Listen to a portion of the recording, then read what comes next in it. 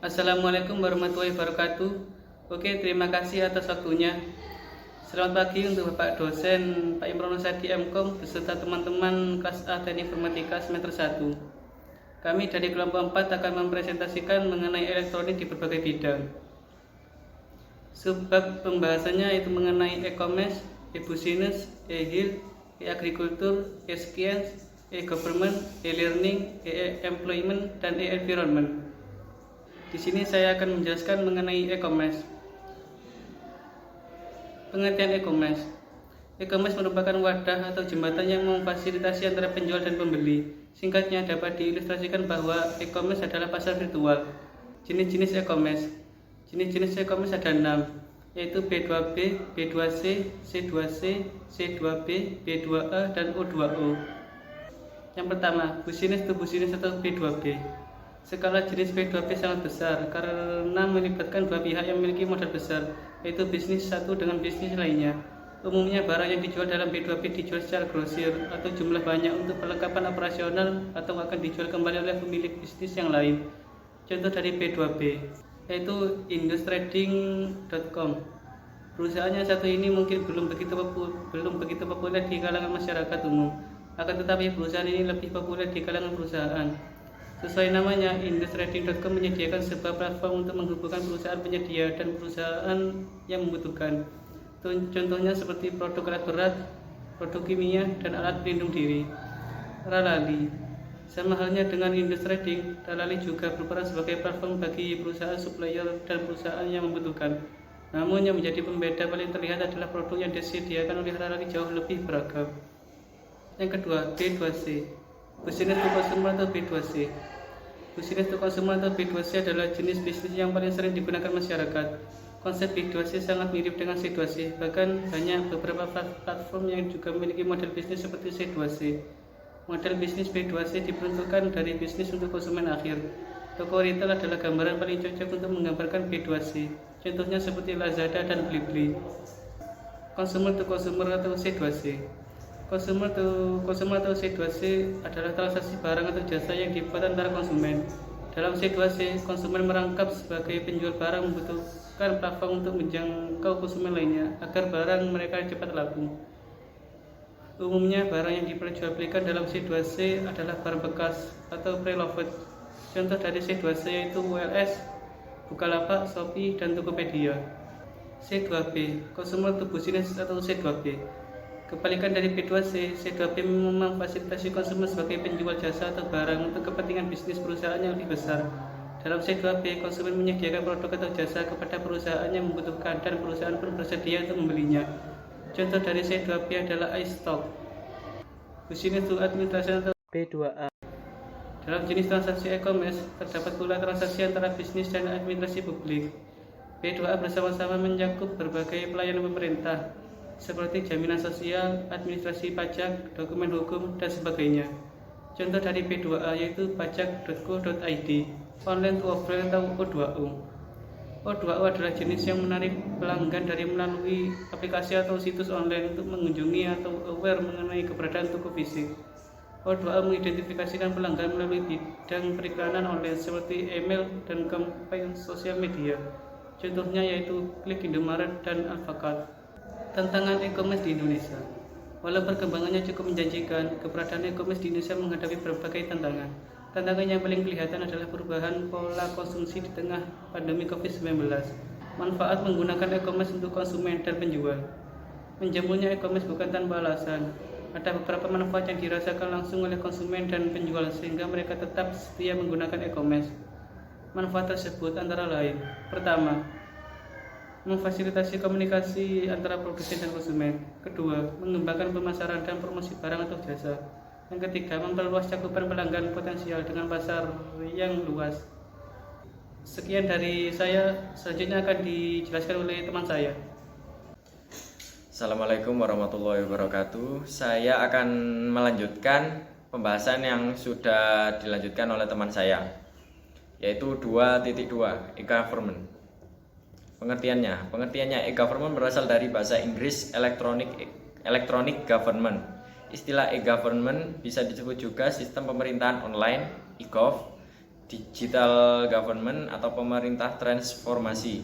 E-government adalah suatu upaya dari pemerintah dalam mengembangkan penyelenggaraan pelayanan pemerintahan yang berbasis elektronik dengan memanfaatkan teknologi informasi.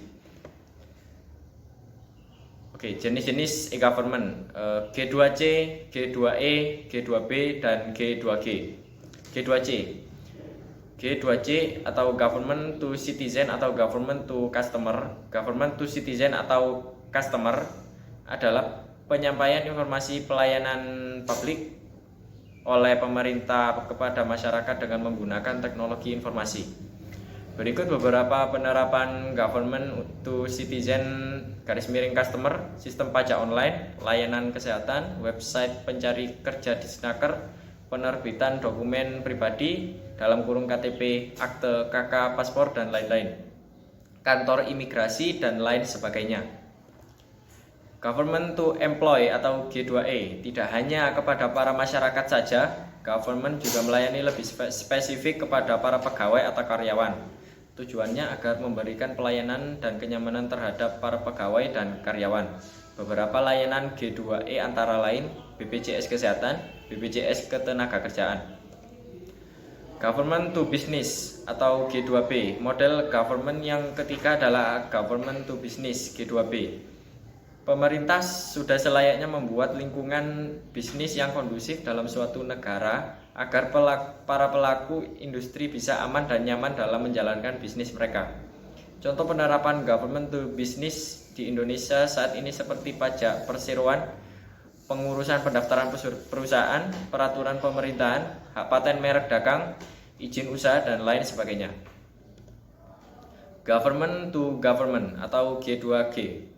Terakhir, model e-government yang keempat adalah Government to Government, yaitu komunikasi dan pertukaran informasi yang dilakukan antar departemen atau lembaga pemerintahan satu sama lainnya.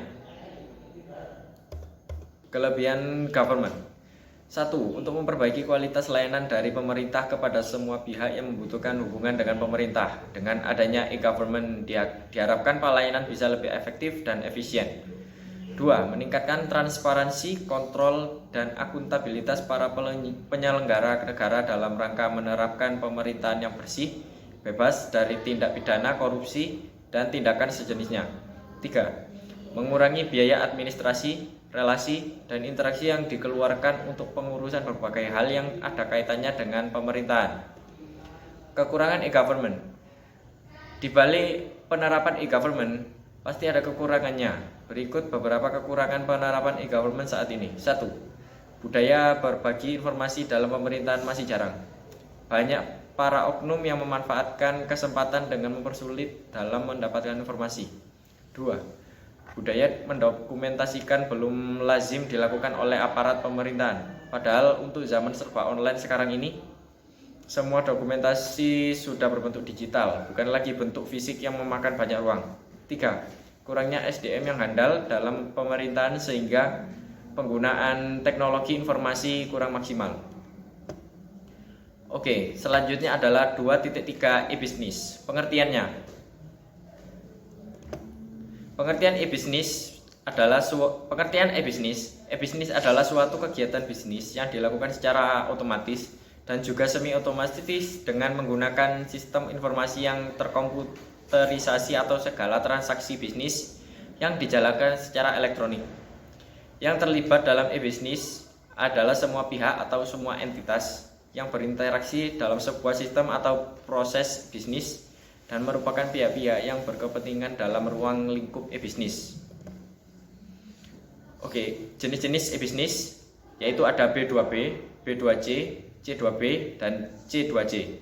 B2B merupakan B2B business to business. B2B merupakan sistem komunikasi bisnis antar pelaku bisnis atau transaksi secara elektronik antar perusahaan yang dilakukan secara rutin.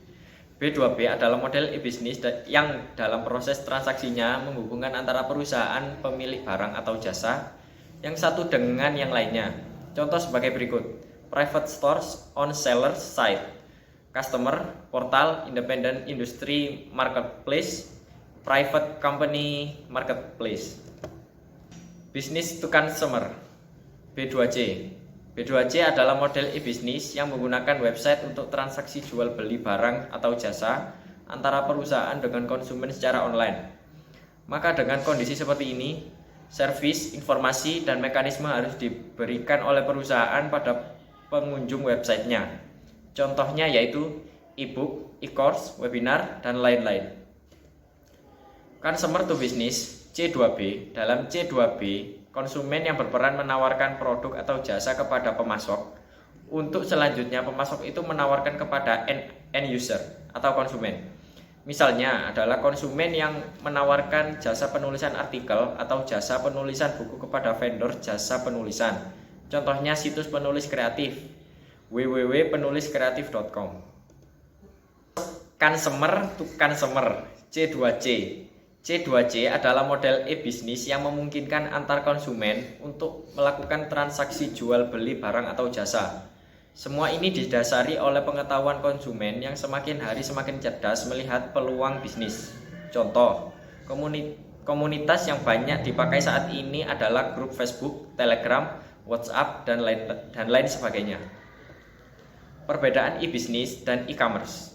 1.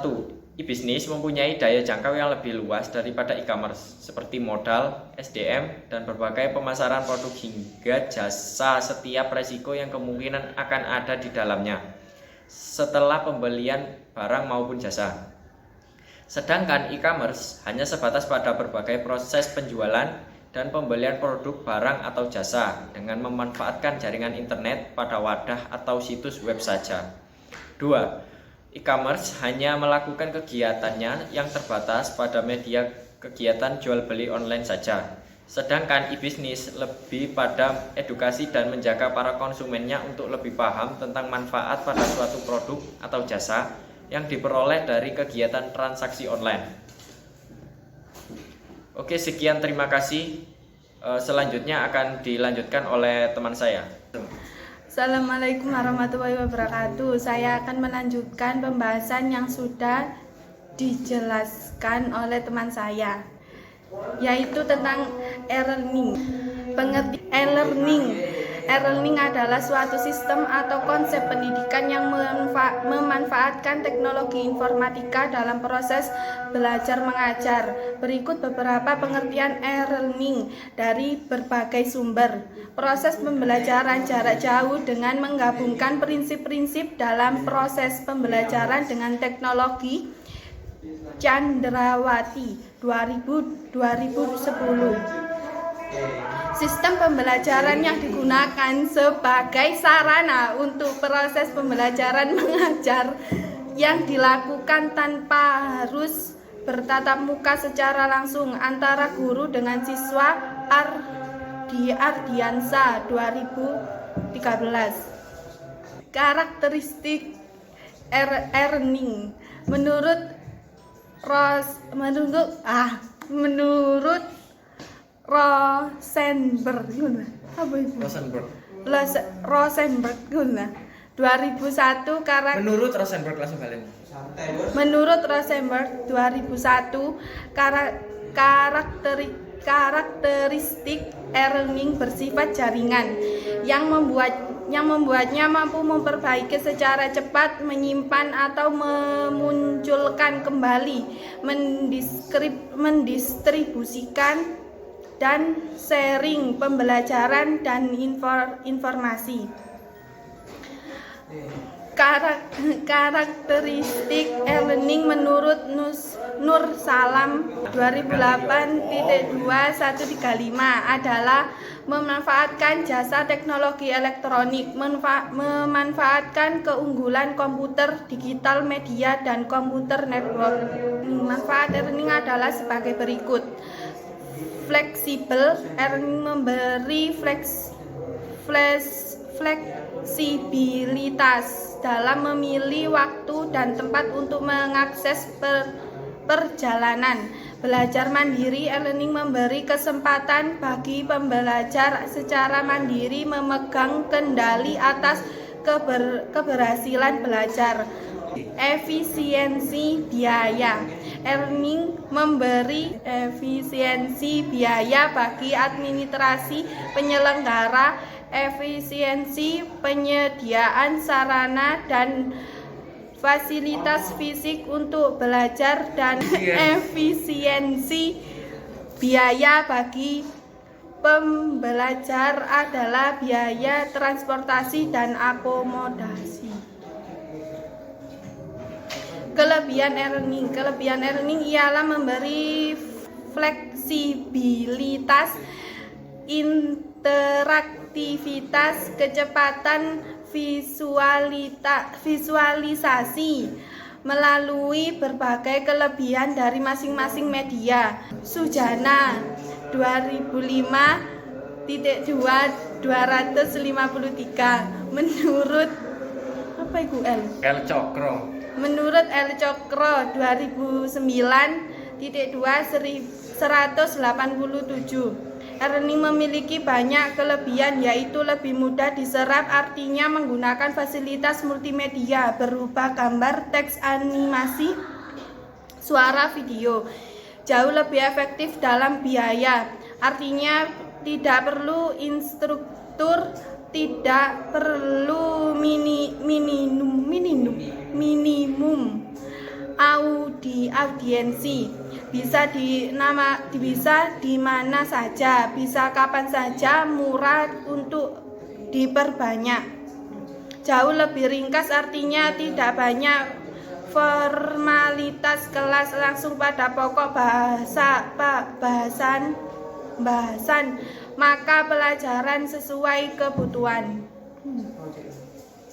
Kekurangan e-learning. Kekurangan e-learning menurut L. Gavrilova 2006.2 354 adalah pembelajaran dengan mode e-learning membutuhkan peralatan tambahan yang lebih seperti komputer, monitor, keyboard, dan lain sebagainya.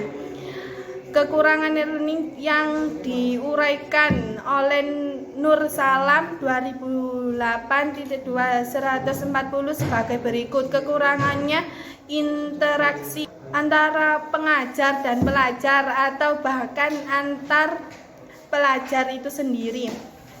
Kecenderungan mengabaikan aspek akademik atau aspek sosial dan sebaliknya. Membuat tumbuhnya aspek bisnis atau komersial. Proses belajar mengajar cenderung ke arah pelatihan daripada pendidikan. Yaitu selanjutnya tentang e-health.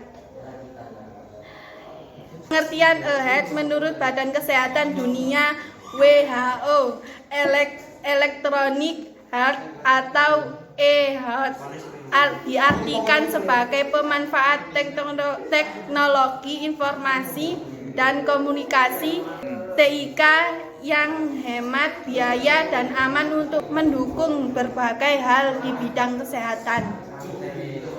Jenis-jenis e-health. Layanan kesehatan berbasis online ada bermacam-macam.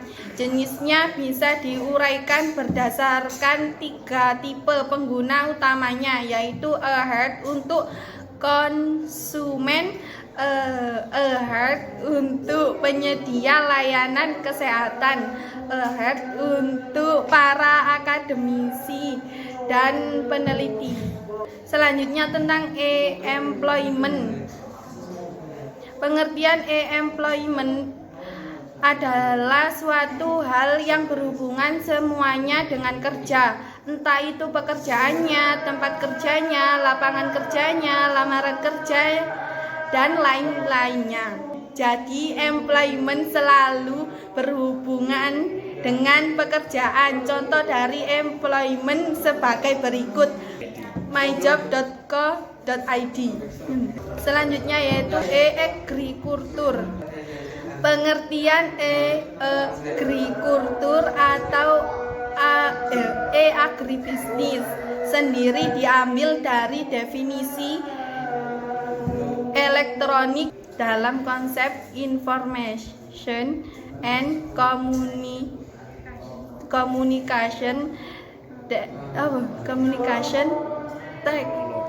teknologi ICT, yaitu kegiatan pertanian atau agribisnis yang memanfaatkan keunggulan ICT seperti komputer, internet, piranti lunak, software, dan piranti keras, hardware, radio, televisi, dan perangkat IT lainnya, serta orang yang mengoperasikan ICT tersebut.